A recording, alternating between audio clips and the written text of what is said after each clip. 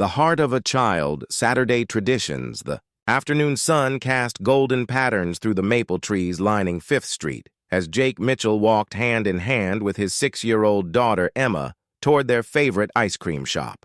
Saturday afternoons had become their special time together since Sarah's death 2 years ago, a weekly tradition that helped fill the space left by weekend family. Activities that no longer felt complete with just the two of them.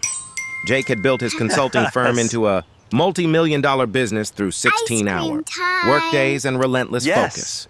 But Saturdays belonged entirely to Emma. No phone calls, no emails, no thoughts about the merger discussions that would resume Monday morning. Just father and daughter exploring their small downtown area and pretending that ice cream for lunch was a perfectly reasonable decision. "Can we get the kind with rainbow sprinkles again?" Emma asked, swinging their joined hands as they walked. Her blonde curls caught the sunlight, and her blue dress, the one Sarah had bought her last Christmas, still fit perfectly despite how much she had grown. "Whatever you want, Princess," Jake replied, enjoying the simple pleasure of making his daughter happy with something as basic as choosing her own ice cream flavors. An innocent question. After their ice cream, they took their usual route back toward the parking lot, walking slowly to make the afternoon last longer. Emma chattered about school, her friends, and a book about horses that her teacher had recommended, her voice creating a comfortable soundtrack to their leisurely walk. But as they turned the corner near the old Morrison building, Emma suddenly stopped walking. Her small hand tightened in Jake's grip, and when he looked down, he saw her staring intently at something ahead of them. "Daddy," Emma said quietly, her voice carrying the careful tone she used when she wasn't sure if she was supposed to notice something. "Why is she sleeping here?" Jake followed his daughter's gaze and felt his stomach tighten. Curled up in the doorway of the abandoned storefront was a young woman, probably in her 20s, wrapped in what appeared to be a thin blanket and several layers of newspaper. A small backpack sat beside her, along with a paper cup containing a few coins. Despite the cool October air, she seemed to be sleeping deeply.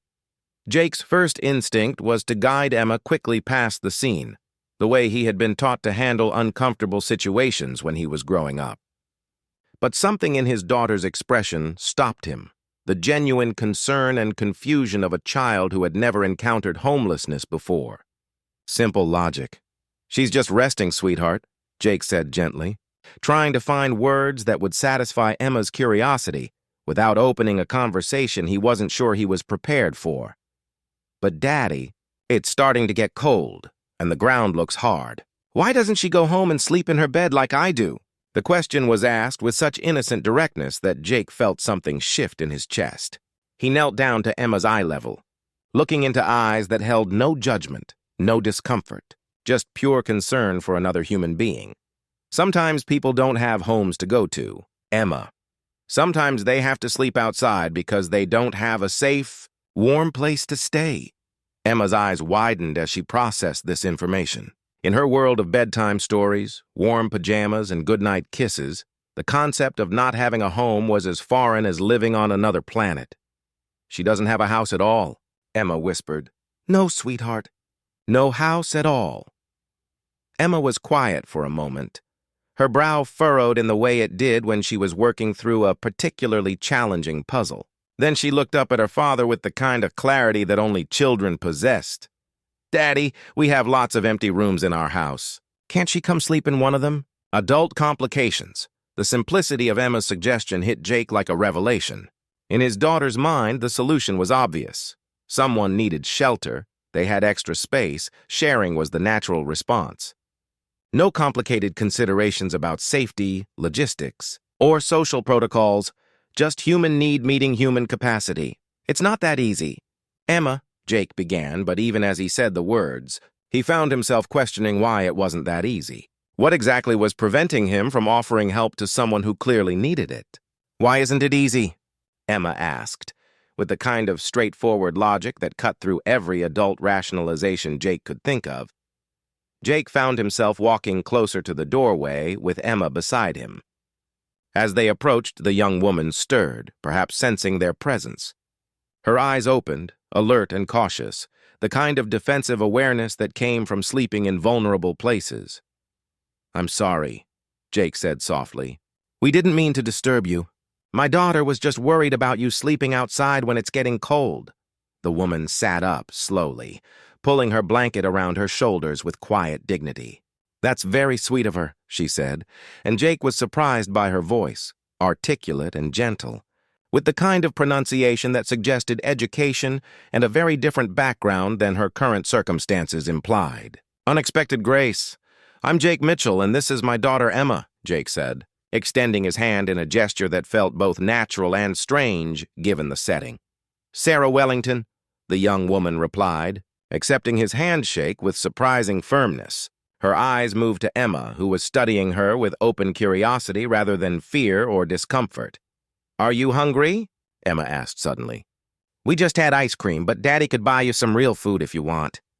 Jake felt his cheeks warm at his daughter's boldness, but when he looked at Sarah, he saw a brief flicker of hope cross her face before being quickly replaced by the careful neutrality of someone who had learned not to expect kindness from strangers.